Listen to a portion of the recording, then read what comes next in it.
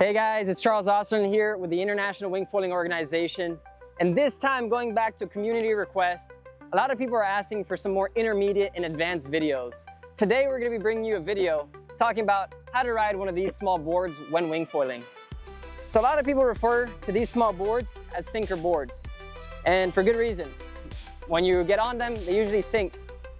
In terms of the specific volume of what a sinker board might be, will vary from rider to rider essentially. But let's just say any board that has no volume at all, which there's some guys out there that are riding super thin decks that maybe have 10 liters in them when they're riding super strong winds, or to a board that sinks for you that's maybe around 40 liters, 50 liters, and sometimes around 60 liters could be. So anything that essentially goes under the water when you need to get up on it could be considered a sinker board. So here I got two boards. I got one in front of me, which as you can tell, it's a 33-liter board, has no straps on it. So just a regular board. This is one that we use occasionally. And then here behind, I got another board which has straps on it. So I wanted to show both boards because sometimes people believe if you have straps or no straps, it's easier or it can be harder. But in reality, it's all pretty much the same. And if you have proper technique, then you're gonna be able to master riding a sinker board. One thing we have to ask ourselves is why would we want to ride a sinker board? Well, I actually have a board right here that I'm gonna go grab.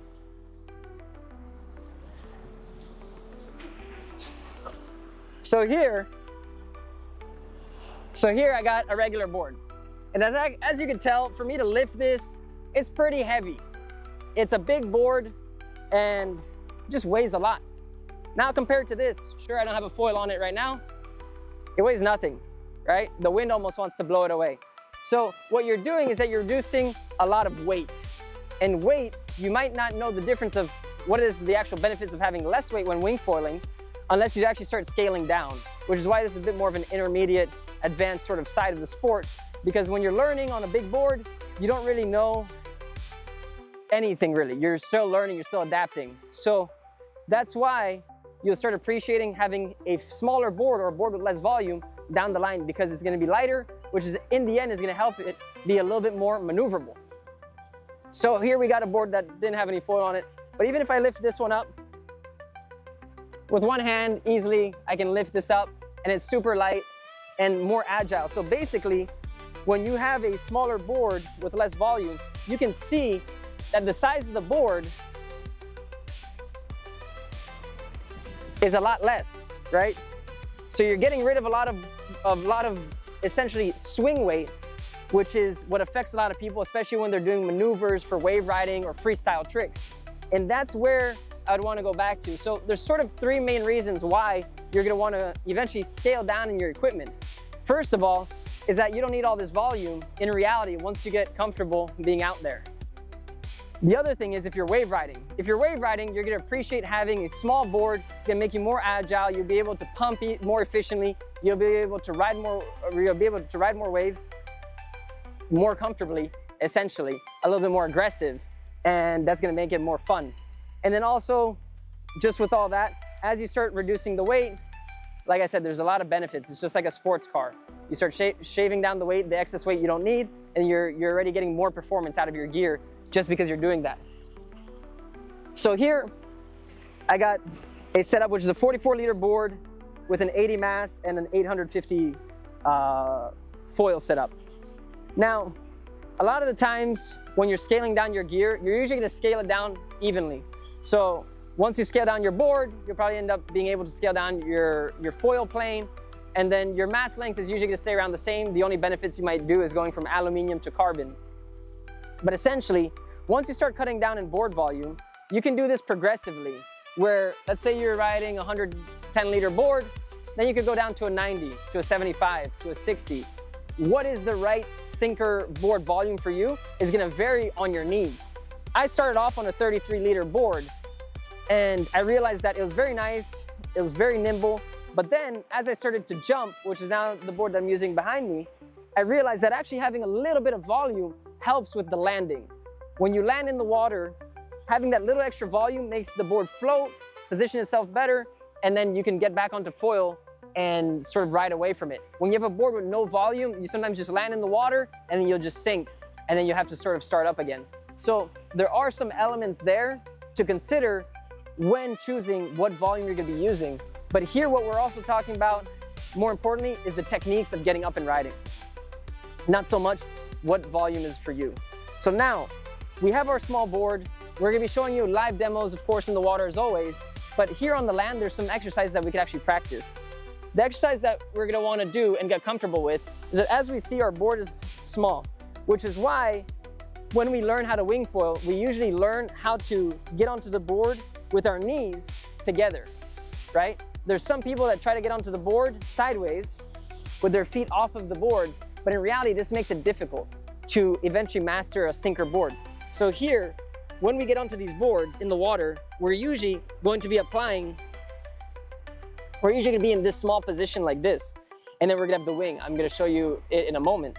But we're usually gonna be in a small position like this on the board, keeping our weight all together, and then hopefully being able to get the nose out of the water, which you're gonna see in the videos. But the point is that that's why it's important to be comfortable to be in a small ball. People who have knee problems generally struggle with riding a sinker board, and especially when it's an ultra sinker board, like something that's just really low volume for you as a rider, because you're gonna have to go from a small ball, pump the wing, which you're gonna have to keep your core tight, you're gonna have to keep your knees balancing the board, and you're gonna have to go from here to bringing one foot up and then popping off and pumping yourself away. Which is why sometimes people believe that straps, it helps, because in some of the videos you might see, people have their feet in the straps, and then they bring the wing above them and they pull themselves up and out of the water just like a windsurfer almost, in super strong winds, which is possible, but you need really strong winds. But in reality, whether you have straps or no straps, it's not really needed. It's just the technique of getting up. So first off, when you have your board, you're gonna need your wing as well. And what's gonna be important here, I don't have it on with me, but I did want to bring it in the video, is you're gonna need all your protective gear. You're gonna need your helmet, you're gonna need your impact vests, and you're gonna need, maybe, if you want, some knee guards, because in the beginning, your knees might get a little bit chafed up. But in any case, so now I got my board, and I'm here on the beach. I got my wing. So getting onto the board, just like I would get onto my regular board or a surfboard, let's say my wing is flying away from me, I'm on the board, I'm just gonna get on. From here, what I can do then is I'm gonna grab my wing, and I wanna keep my wing in control, right? So when I keep the wing in control, whether I'm holding the handle or holding it here, from this position, what I can do now is I can go from here, just like a surfer doing a duck dive, I press up, and I bring my knees. Something that's important to see is that my toes are together. There is one thing that you can tell that all this part here is taken out, because a lot of times my toes are digging in. So sometimes you might want to add wax, or you're gonna be eating up in your pad. But going from here on a small board, you're gonna want to have your wing close to you, not flying away, because then it's gonna make it more difficult. You can always go from here and try to pull it in. But what you're gonna be wanting is to be in this small ball. From this position, once I have my feet locked in, I need to have my weight slightly back so that the nose of the board can come out a little bit of the water. You're gonna see that I wanna be able to get the nose out of the water just a little bit by putting my weight back on the back of the board. So here I go from here, I'm putting my weight a little bit back, I bring the wing up. From here, you still might be completely underwater, but you're gonna at least have the wing to use as balance, and you're gonna wanna pump. And as you pump, you're gonna start moving. Eventually, the nose is gonna come out of the board, the nose is gonna come out of the water, it's gonna come out, your board's gonna start planing for a little bit, and as it's planing, you keep pumping aggressively, you're gonna pop one foot up, pop off, and then push, and hopefully you get onto foil. But that's the thing there that's very difficult for people in the beginning, is to maintain balance on a small board. So the tricks are to maintaining balance is first, using your knees to press on each side of the board, using your hands as well, and doing it all in one motion.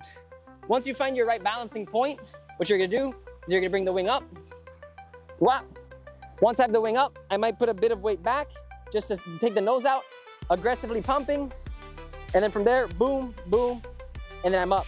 Once I'm up, I can adjust my feet where I believe I need to be, but in general, as you're a more intermediate advanced rider, you're gonna be able to know where you need to stand. But generally speaking, you're putting your weight a little bit further back so you have your nose out of the water, whichever board you're riding. Then once you get the board up over the water, then from there, you're gonna start pumping, and then hopefully you pump onto foil. The reality is that once you're on foil, the board really doesn't matter in terms of its volume. The only thing that helps with volume, or the only thing that volume is doing for you in general, is making it easier to get up onto foil, getting up on the board. And then the second thing is helping you stay afloat, especially if you're doing freestyle. There's been a transition within the wingfoiling world that usually people thought the smallest gear possible is gonna be the best. And it's true that it is a bit more performance orientated, but there's a lot of variables to consider. The wind speed of your spot, your level, what you're doing. And once you start thinking about that and you put it all together, then from there, you're gonna be able to better decide, okay, do I want a total sinker, a 33-liter board, let's say, that I can even prone foil on? Or do I want a board that's maybe around 44 liters, 50 liters, 60 liters, that it does sink, I shaved off a lot of weight because that's what we're trying to do. We're trying to save weight to increase performance. And then, am I also doing freestyle? If I'm doing freestyle, in the beginning, people are going to the smallest board, but then they realize, wait a minute, what they actually want is they want less swing weight. So they want the board to be a little bit more compact. So they want to shorten the nose, and they might go a little bit wider, but they could also go thicker so they can have the volume distributed how they want it, so that when they do their landings, that they're not totally sinking underwater, and then they could get back up onto foil quite easily, so that their tricks sort of don't make them have to reset all the time. So in any case, once you're a beginner and you start progressing, you become an intermediate, you become more advanced, you're gonna very much benefit from cutting down on the board size and going down to a board that has either less volume or becomes a sinker for you. A sinker board, just to give you an idea, something like this, which is 44 liters.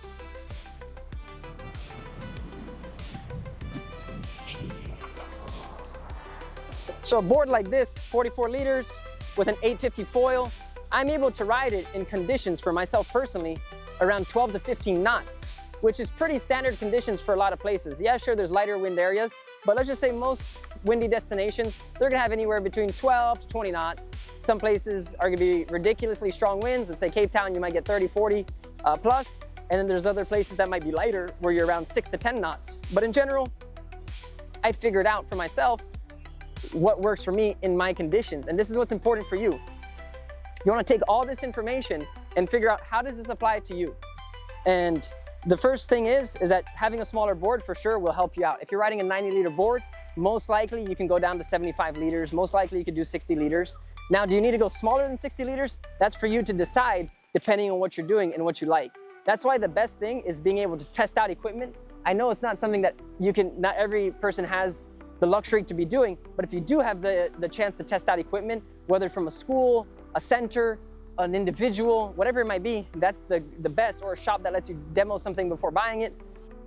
So finding out what's the right volume for you is gonna be important. But now there's also two other things to consider, is that sometimes people wanna ride super small wings or super small foils, which have a different performance element to it.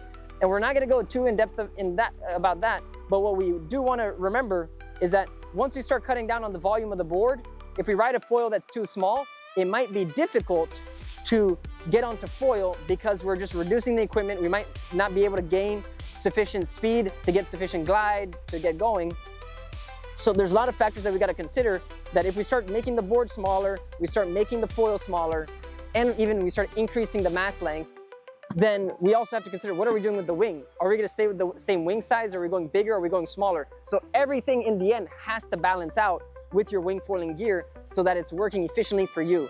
And there's no set in stone principle of what those sizes might be.